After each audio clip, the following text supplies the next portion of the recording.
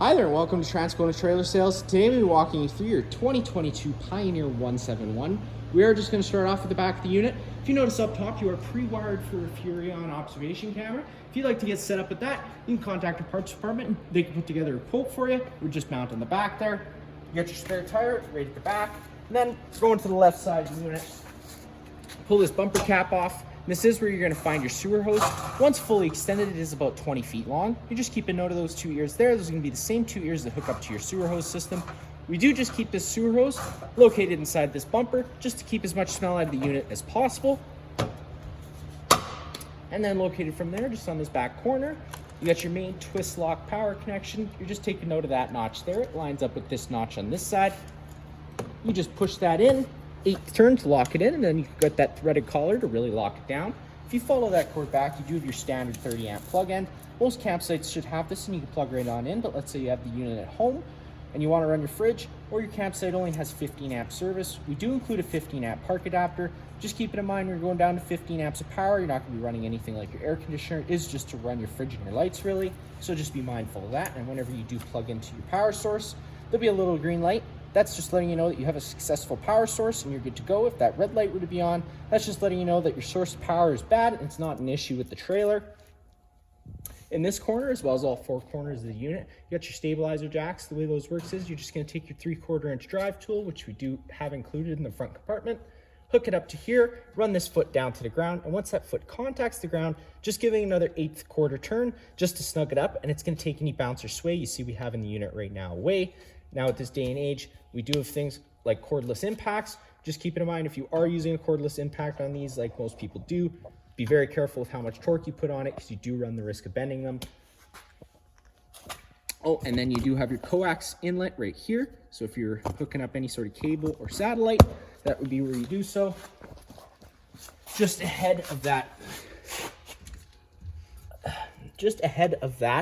you do have your dump valves and your dump station.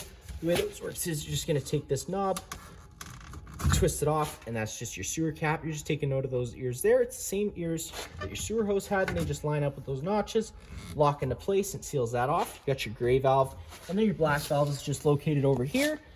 You're always going to want to empty that black valve first. It's going to be your dirtiest water filled from your toilets, and then you can come behind that with your gray valve, which is typically cleaner water filled from your sinks and your showers. That's about it for that. Closer up ahead, you do have your water heater service port. Flipping that guy down, I'm going to go over a reset procedure once we get inside. The button I refer to is just right here. Whenever you first get to your campsite, you're just hitting that pressure relief valve. There should be a shot of water coming out of there, letting you know that the tank's full. We currently have this tank winterized because it's a little cold here in Manitoba still. And then you got your 1 1/8 drain bolt right down here at the bottom. So if you're leaving the unit for a while or winterizing it, you take your 1 1/8 socket, stick it on there, loosen it off. Always making sure you do relieve the pressure first. Otherwise it will blow up on you a little bit coming out. You got your fresh water fill. So if you're using your water tank, stick a garden hose in there, fill up that water tank. And that's what your water pump draws off of. And right down below that is the city water connection. So if you're out of site with service, you just thread a garden hose in there, turn it on, and it does pressurize all those lines. And then right down here below the floor, you're going to have 3 different valves. These 2 are going to be your low points. So if you're leaving the unit for a while or you're doing any sort of service work on the faucets, crack these guys open. It's going to drain as much water out of the lines as possible. And then you got your fresh tank drain, which is this longer one, and this drains your fresh tank. And then you got your front compartment, which is just mostly storage space. And then, of course, you got that 15 amp park adapter, which I've already told you about. And we do include a water hose for getting started out. Around the front of the unit, you got your battery box, which we do house a 24 RV battery. That's where you get access to that. This isn't really on there properly, just for the purpose of the video. It does just snap into place, though. I'm just moving it out of the way for the purpose of the video. You got your standard 20-pound propane tank, opening it up counterclockwise all the way, and that pressurizes all the lines inside the unit.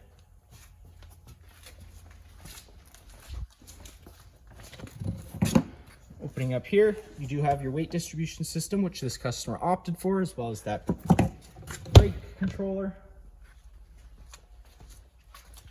One thing to note, this is your furnace exhaust, so whenever your furnace is running, it's going to be blowing out hot air, so just be mindful of that. And then you have your refrigerator service port, not much you need to worry about there, and then just a couple 120-volt plugs. Get your stair system down. You're just kind of lifting up a little bit and pulling, and it slides out, and then you can flip that last stair down. Then you can take a step on inside, opening up that door. One thing I'm going to note, if you do open up the door all the way, it is going to contact that awning arm. So if you go to run that awning, just making sure you have that door open 90 degrees. That way you don't run into that issue. Once you step on inside, your fire extinguisher is just going to be on your right there. It's just like home. Pull the pin and shoot. Got a couple light switches on the wall. That one does some interior lighting. The other one does do the awning strip light. And then you have your awning control right beside that. Hitting that button up is the extend option. Making sure that you have your door open 90 degrees so you don't contact that. Awning's going to start making its way out. Once you see the back of the metal tube and the little flap hang down, you're going to know you're fully extended. Whenever you're putting this awning out, just keep an eye on the wind speeds. Once you get to about 5 km/h winds, you're going to want to bring that awning in. That way you don't run the risk of ripping your fabric or bending your arms. So you see the little flap hanging down in the back of the metal tube. Now if it were to start raining, if you take any arm, front or rear, pull down on it, it's going to change the pitch of the awning head, allowing water to then run off. Now if you like that angle better, you can do the same thing with the front arm, just making sure that you do push these back to straight before you go to bring it in. That way, again, you don't run the risk of bending anything. And to bring it in, you're just holding that retract button. The awning's going to start rolling its way in, and the arms will contact the side of the trailer and automatically cut out. Then at the back of the unit here, we do your slide out option, just on the wall. So before you go to run the slide out, always make sure you know what's on either side of the slide, inside and out. That way you don't damage anything. Push and hold that out button. The slide out's going to start making its way out, and once fully extended, you are going to do the motors wind up a little bit. Now with this certain slide out system, you always want to try and make sure whenever you do operate it, try and run it all the way out or all the way in, as it is the best for the motor and the gear system. And there you go, the motor's cut out. Now just inside here, you got your kitchen space, microwave, just like home, not much I'm going to show you there. And now you got your propane stove system. Now because both the stove and the furnace run off propane, down here over here near the ground, you got your LP detector. If that guy ever starts going off, don't panic. You're just getting to a worrisome level. So turn off the main supply propane at the front of the unit and just open up some windows and turn on some vents just to ventilate it out to get the stove to light. You're just turning it over to that hide option, hitting it with a lighter, and it does fire right on up. Now, I had the propane system running earlier. That is why it fired up so quickly. Sometimes it can take a few minutes just to purge all the air out of the lines, so just be mindful of that. And then right up above your head here, you got a little roof vent, opening it up all the way, which is clockwise. You can see it opens up straight into the atmosphere. So if it were to start raining, or if you were traveling could cause damage to the vent lid. And if it were raining, it's obviously going to get wet in here, which is no good. We do sell max air covers that go right over top of this and would allow you to leave this open while traveling. And if it were raining, you get a 2-for-1 deal there. You can contact a parts department and they can put together a quote to get you set up with that. And then counterclockwise, just to close it up. Stove, which I've already talked to you about. This is going to be the only exit for your furnace. So whenever your furnace is running, it's blowing all its air out of there. So if you want to get a fan inside here somewhere just to move the air around, it would be advised. Storage all around. One thing I'm going to mention underneath this bed, if you lift it up, you will notice that there's these screws here on either side. These screws pop out of place, and that is where you're going to get access to the water heater for winterization as well as your water pump. Storage all around the bed area. You got plugins on either side of the bed. Or sorry, just the one side of the bed, and then down here on this side. In the slide out area, you do have your couch section. Now you can turn this into a little bunk bed if you wanted to do so for extra sleeping space. You're just having to pull up on the foot of the couch. The couch will fold down and you have one bed. And then you can just fold this wood piece down one notch. And there is hidden behind here a little tiny fabric mattress that you just slide out of place put it on the top, and you can have yourself another little bed for somebody. And then it is just pretty simple tucking it back away. All the blinds in the unit do work the same way. They just sit where you leave them. To get the couch back up, you're just grabbing the foot and doing the opposite. Sometimes you do have to assist by grabbing the top of it a little bit. Fold it back down into place. Now we're behind the cameraman. We do have your Dometic fridge. Fridge, freezer. The control is just this little plastic bin here. The further you slide it up the bin, the colder it's going to be, and obviously the lower you have it down, the warmer it's going to be. Controls are right up here at the top. Pushing that button in, it's going to beep. Whenever you're on auto, it's going to first search for shore power. Once shore power is taken away, it will switch over to gas. And if you want it to solely run on gas, you just have to depress that button and it'll automatically fire up on gas. If this check light ever comes on, it's just letting you know that it didn't fire up on gas. And it could come down to what we had said earlier about sometimes it takes a few minutes to get propane through the lines. So it's always good to maybe just turn it off, give it about a minute, and then try turning it back on. It could have been just an issue with air being in the lines. Folding this down, get your main fuse and breaker panel. Whenever a breaker trips, it's going to sit in the middle, so you do just have to turn it off and then back on again to reset it. And whenever you have a fuse pop, there'll be a little red indicator light letting you know which one's gone. On the wall, you got your controller for your thermostat, controller for your furnace. Sliding all the way to the right is going to be its hottest setting. Anywhere in the middle is a cooler setting. Clicking it all the way off turns it off. Whenever you do have your furnace running, it's only got one fan speed, so that's all you're going to have.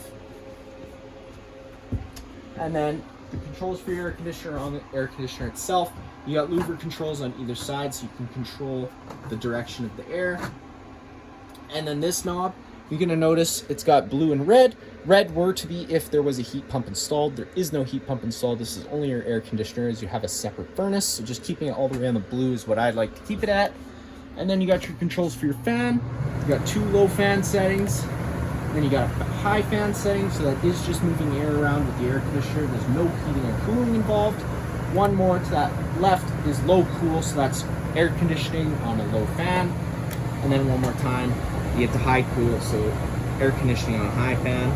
And it is just going to keep blowing cold air until you turn it off. Got your entertainment area, which does have a TV backer located right here. Some plugins down below if you were to plug something in. Storage all around. And last but not least, taking a step into the bathroom. Which toilet on your left. Light switches on the left, as well as the fan switch. This vent lid works the same way as the one in the kitchen, and again, you can get a max air vent cover for it.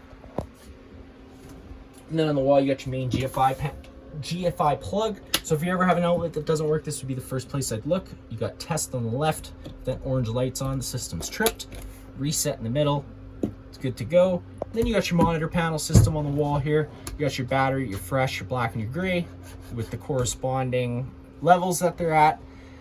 You can either fire the water heater on gas or electric. If you do choose to fire it on gas, turn that switch on. This DSI fault light's going to come on. The water heater is going to try lighting itself 3 times. If on the 3rd try it doesn't light, this light is going to stay on. So you just have to turn this switch off. Go hit that reset button I showed you earlier, and then try turning it back on, because again, sometimes it's just a little bit of air in the lines. Then you got your water pump switch, pretty simple. Turning that on, pressurize all those lines. That is going to be it for this unit here. If you have any other questions, feel free to give us a call.